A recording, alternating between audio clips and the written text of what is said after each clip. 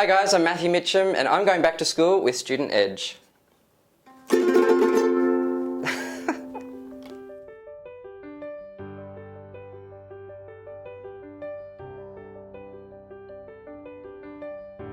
Hi, I'm Simon Morado, and today we're going back to school with Olympic gold medalist Matthew Mitcham. Hi. Hey Matt, how you going? Good.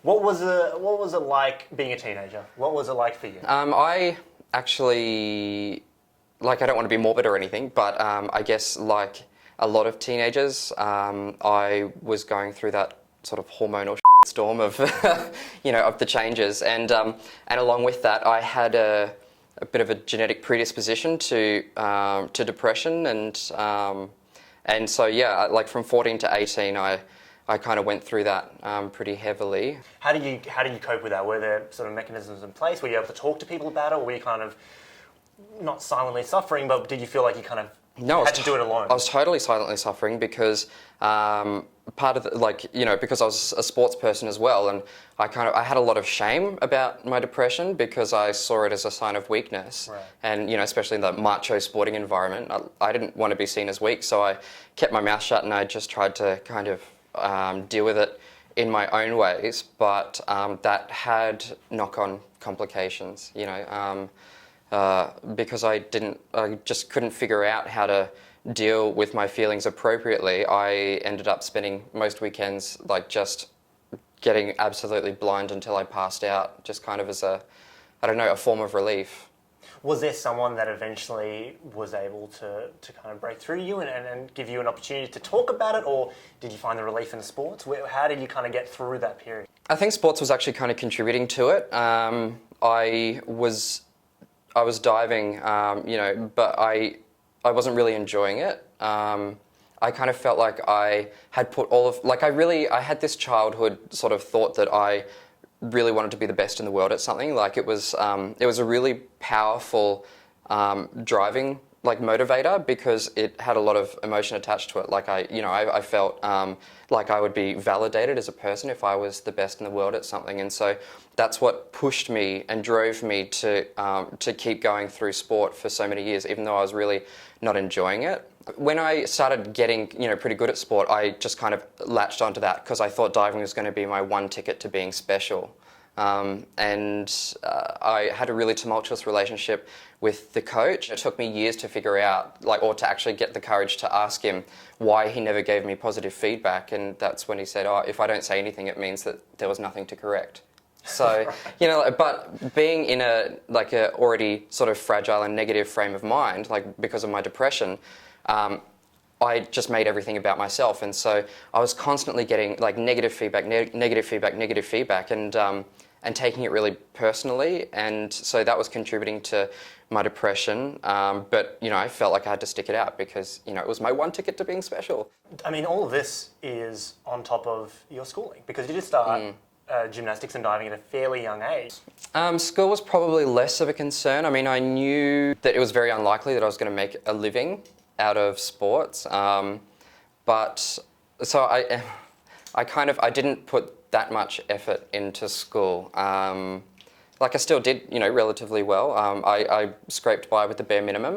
Well, tell me about the positive side, or at least what you learned about yourself in the build-up to the Olympics. So heading into that, you finally are approaching, hopefully, your childhood dream coming true. Were there things that did kind of crystallise for you? Actually, that period of depression that I had as a teenager, I only got out of it because I ended up retiring at 18, from the sport. I quit the sport altogether. I didn't really do much about actually addressing the depression. I just lived life and had fun and went out too much. Didn't wasn't a very healthy lifestyle. But I ended up changing cities and also kind of doing a little bit of soul searching as well, especially around my sexuality. I always knew that I was gay, but I kind of made this really conscious decision to be absolutely 100% upfront, open and honest with people, and because I felt like that had, not being open and honest, had alienated me from within my training squad and within, outer circles at my school as well. Because when people don't know what the obstacle is that they're dealing with, they can sense that something, you're not being forthright with them. but when they don't know what the terrain is, like when they don't know what it is, they don't know how to navigate it. But when you just kind of lay it all out there and say, this is what I am, then people end up being able to interact with you in a much better way because they know exactly where the landmines are. They know not how not to, or how to deal with you in particular ways. So that was a really sort of beneficial experience for me, and moving to a new city, having a fresh start, and starting diving again in a training squad where I was actually actively made to feel very comfortable and accepted for who I was. That had such a profound effect on my self-esteem. And this was only 15 months before the Beijing Games. And I hadn't made an Olympics yet, so I was just trying to make Beijing, just the team.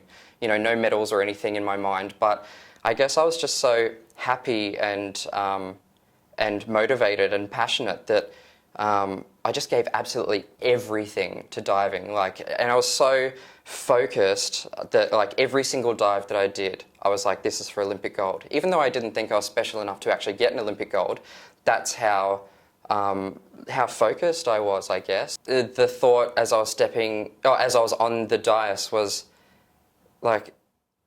it's all been worth it. I did PG that a little bit, but yeah, that I couldn't believe it, that it had all been worth it.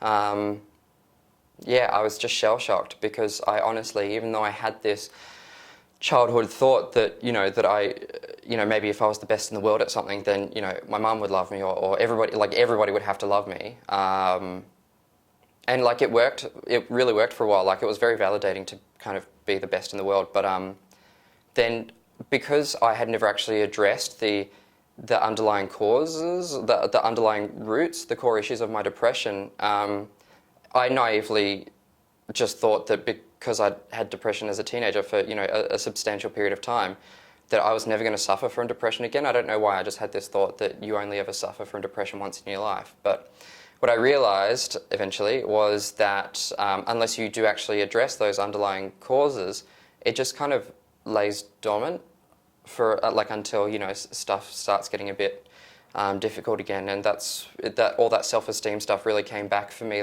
with a vengeance, and I felt like that I as a person was inconsequential, and that people only cared about the medal, and that I was essentially just a coat rack or a medal bearer, that I didn't, my self-esteem sort of needed more bolstering, and I ended up just going back to the last crutch that I'd used to medicate my feelings as a teenager, and that was alcohol and drugs. And that was the catalyst for me to actually, address the problems. I went to rehab, which was just amazing, the most amazing experience for me. And I got clean and sober, and then spent a lot of time, working on those core issues and learning how to esteem myself without relying on all these external sources of esteem, like Facebook and Twitter followers, or money in the bank, or just learning how to stop comparing myself to others, because I was always making myself less than everybody else. What is your word of advice or words of advice for the kids who are silently suffering? The ones who